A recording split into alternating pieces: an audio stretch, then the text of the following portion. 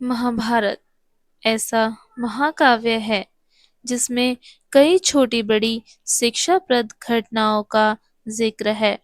द्रौपदी चीरहरण भी महाभारत की ऐसी ही घटना है। द्रौपदी पांचाल देश की राजकुमारी थी और उनका विवाह अर्जुन से हुआ था। अर्जुन ने द्रौपदी के स्वयंवर में मछली की आंख में निशाना साधकर उससे विवाह किया था। लेकिन माता कुंती के अनजाने में दिए एक आदेश से द्रौपदी पांडवों यानी पांचों भाइयों की पत्नी बन गई। एक बार की बात है जब पांचों भाइयों में सबसे बड़े युधिष्ठिर इंद्रप्रस्थ नगर पर राज कर रहे थे। उस समय हस्तिनापुर का राजकुमार दुर्योधन था और पांचों पांडव उसके चचेरे भाई थे। दुर्योधन कौरवों में सबसे बड़ा था और अपने चचेरे भाइयों यानी पांडवों से जलता था। दुर्योधन सबसे ज्यादा अपने चालाक मामा शकुनी को मानता था। शकुनी ने दुर्योधन को सलाह दी कि वो पांडवों को जुआ खेलने के लिए आमंत्रित करे। पांडवों ने अपने भाई दुर्योधन का निमंत्रण स्वीकार कर लिया। उस सभा में भरत वंश के शासक धृतराष्ट्र, भीष्म पितामह, द्रोणाचार्य और महात्मा विदुर जैसे महान लोग भी उपस्थित थे। शकुनी मामा ने छल कपट से पांडवों को हराना शुरू किया। इस खेल में पांडव अपना राज्य हार गए।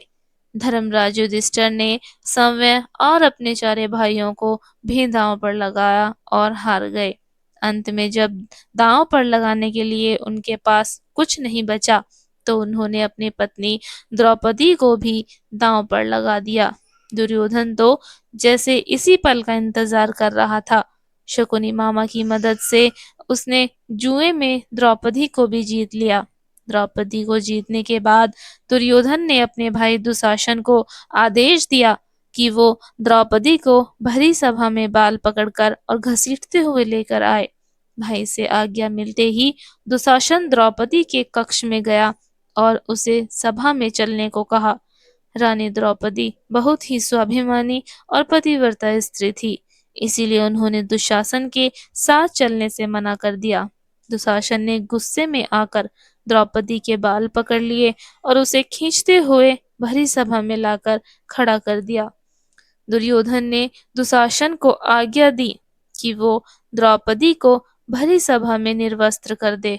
दुशासन ने जैसे ही द्रौपदी के वस्त्र को हाथ लगाया, द्रौपदी ने श्री कृष्ण को मदद के लिए पुकारा। श्री कृष्ण अपने भक्तों को कभी नाराज नहीं करते। कृष्ण ने जब द्रौपदी की करुण पुकार सुनी तो उन्होंने द्रौपदी की साड़ी को बढ़ाना शुरू कर दिया। दुशासन द्रौपदी का चीर खींचता रहा, लेकिन वो जितना खींचता वस्त्र उतना बढ़ता जाता। अंत में दुशासन थक कर हार गया, किंतु द्रौपदी का वस्त्र हरण नहीं कर सका।